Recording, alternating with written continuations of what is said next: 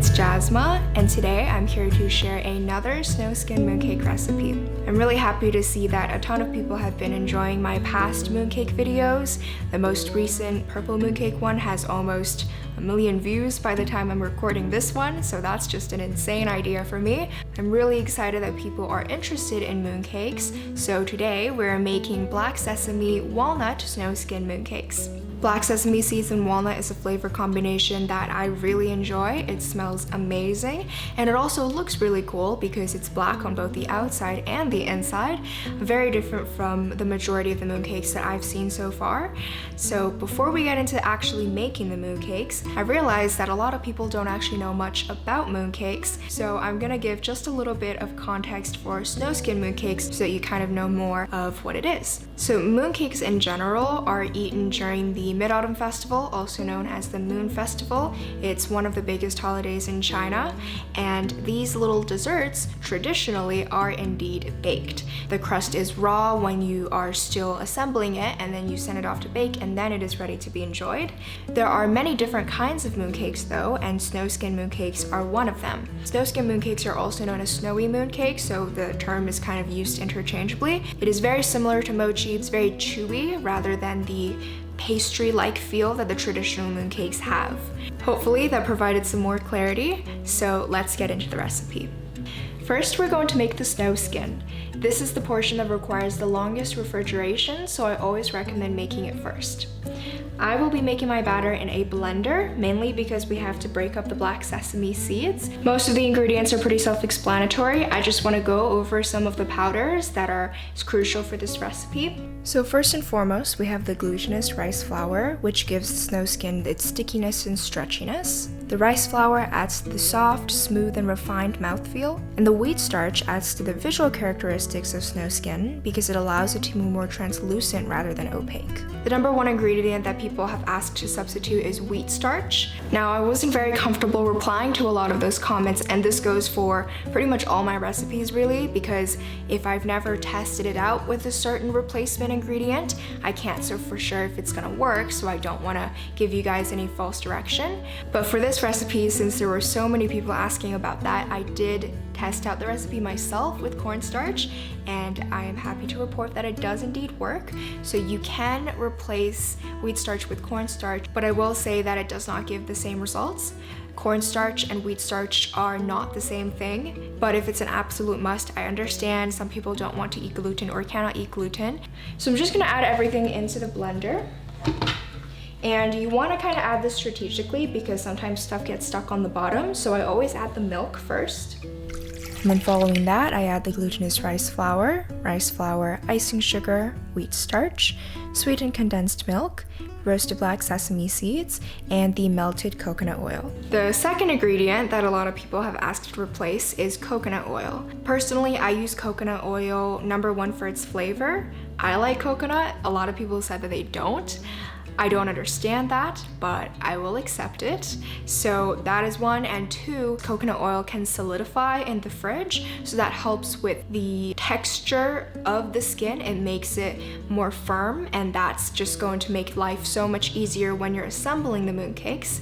So that is why I like to use coconut oil, but if you either don't have it, you don't want to use it, you don't like it, you can replace with either unsalted melted butter, or you can use just any sort of flavorless oil. That will also work fine. I do want to mention though that with my recipes, or really anybody's recipes, if you're working with it for the first time and you don't have a ton of experience substituting ingredients or tweaking the quantities of certain things, it is best for you not to change it, because I know for me and probably every other person that shares recipes on the internet that we test out recipes many times before it ever gets shared with anybody. My family often gets stuck eating the exact same thing for over a week just so that I can get the exact quantities right. So I know for a fact that my recipes work the way that they are, and I can't promise that they will if you change something about it, especially if it's a crucial ingredient that the success of the entire recipe relies on.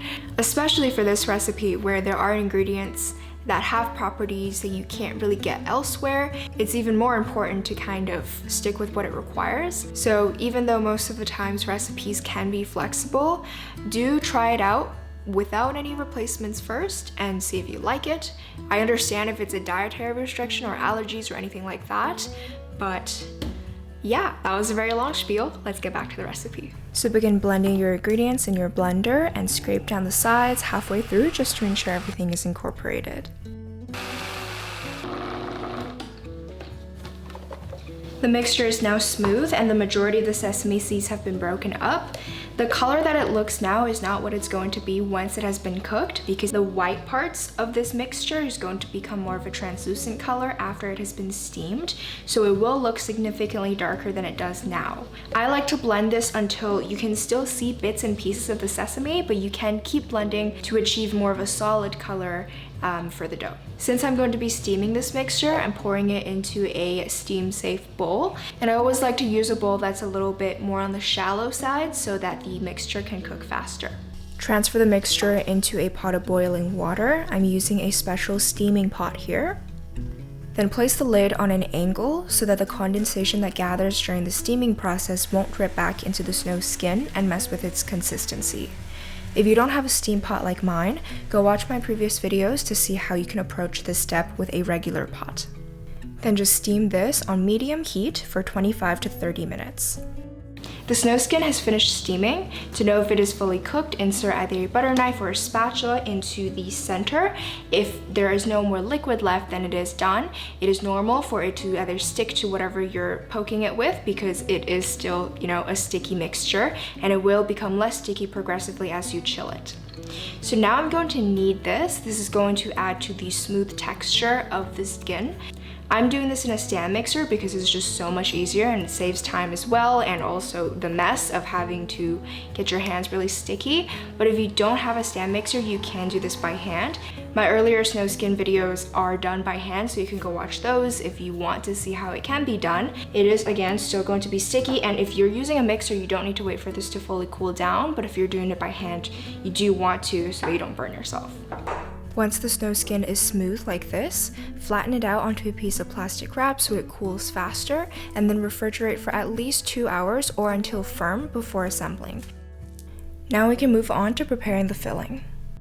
The filling requires a couple of ingredients that you need to prep before you start making it. I have already done that. So the first is the walnuts. This is the crunchy factor in the filling. You want to toast them in a preheated oven at 400 degrees Fahrenheit for 6 to 7 minutes. It depends on the size of your walnuts and how much you're toasting.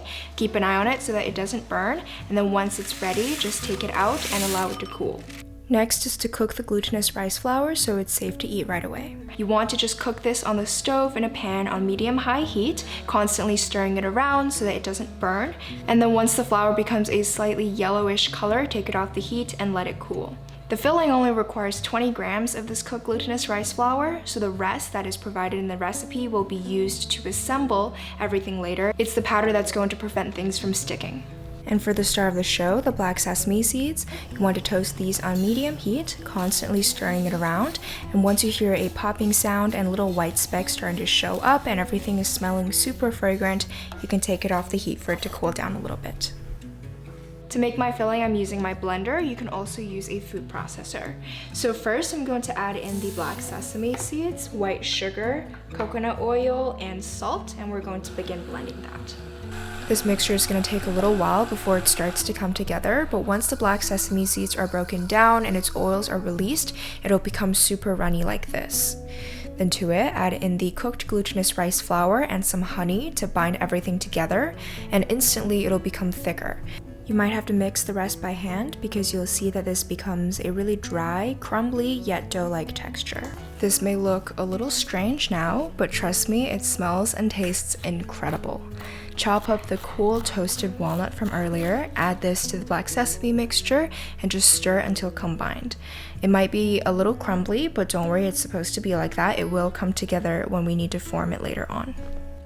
The filling is all ready to go now. We're going to shape it into its little portions now and then put it into the fridge. This is probably the first time that we're ever doing it in this order instead of putting it in the fridge and then shaping it. But that is because this filling, after putting in the fridge, it's going to harden up and it's going to be really crumbly. So it'll pretty much be impossible to shape and portion later on.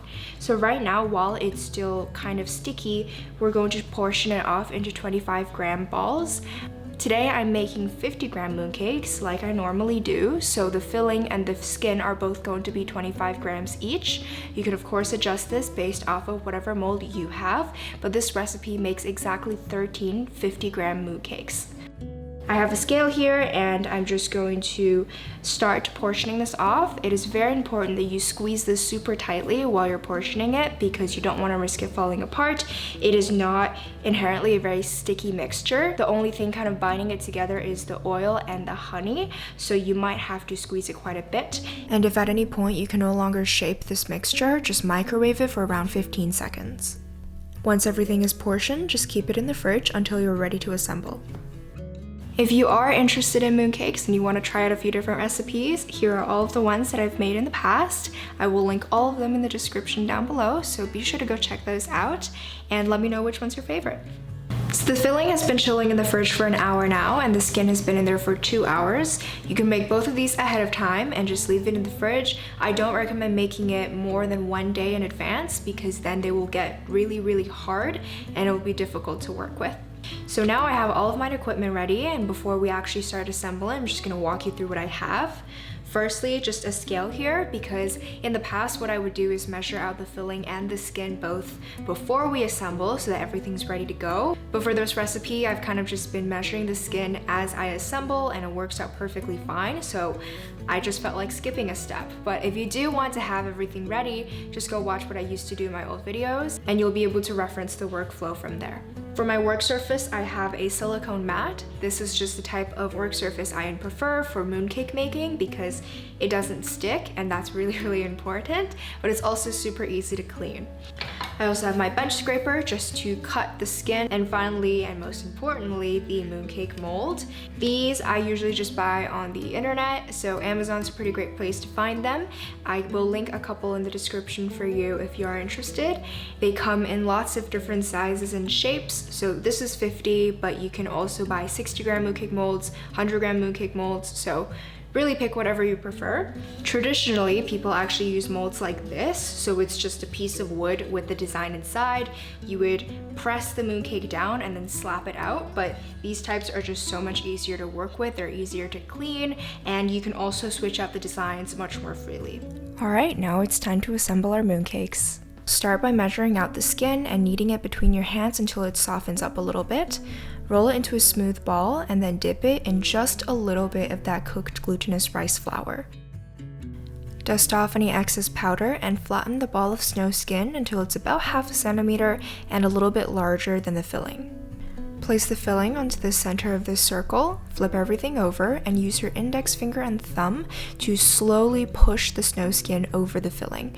Do this slowly so there isn't any air bubbles between the two. Close it up once you reach the very end and make sure you seal it tightly so nothing falls apart.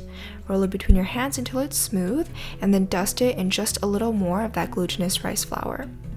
I'm shaping the mooncake a little bit so it can actually fit into my square mold without being scratched on the sides, and then just place the mooncake mold over the mooncake, press down firmly a couple of times, and release it from its mold to reveal the final mooncake.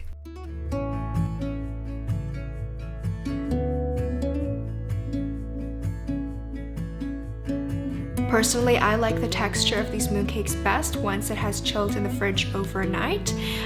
They can last in the fridge for up to 3 days, and any longer than that it's going to slowly start to dry out and you won't have as chewy of a mooncake to consume. Again, I have made plenty of different mooncake recipes in the past. They are all linked in the description down below, so go check it out, see what flavor you are most intrigued by. Tag me on Instagram at Jasma Fusion Cuisine if you end up trying any of my mooncakes. I always get super excited to see what you come up with. Happy Moon Festival for those who do celebrate, and for those who don't, The holiday is all about reunion and family and friends, so it can definitely apply to you as well. I think I explained the holiday in some of my past videos, but be sure to go do some of your own research if you're intrigued by it, because it has a very interesting backstory. Thank you so much for watching this video. Stay tuned for more and see you next time. Bye!